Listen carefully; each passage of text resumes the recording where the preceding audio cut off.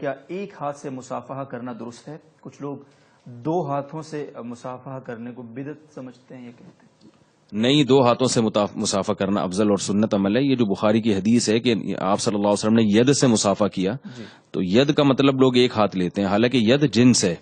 جیسے قرآن میں آتا ہے نا، ان السمع والبصر والفؤاد کل اولئک کان عنہ مسئولا، کان سے سوال ہوگا، بصر سے سوال ہوگا، تو مراد یہ نہیں کہ ایک آنکھ سے سوال ہوگا، اس میں جنس ہے، دونوں آنکھوں سے سوال ہوگا، دونوں کانوں سے ہوگا۔ تو ید کا مطلب بھی آپ صلی اللہ علیہ وسلم نے معانقہ نہیں کیا، بلکہ باقاعدہ ہاتھوں سے مصافحہ کیا ہے۔ تو ید لفظ مفرد ہے، مگر مراد اس سے یدین ہے۔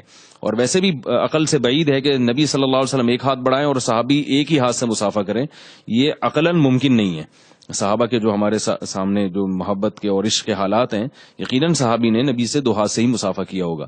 تو اس لیے افضل یہی ہے کہ دو ہاتھ سے مصافحہ کیا جائے، البتہ ایک ہاتھ سے بھی جائز ہے، ایک ہاتھ سے مصافحہ کرنے کو بھی غلط نہیں کہا جا سکتا۔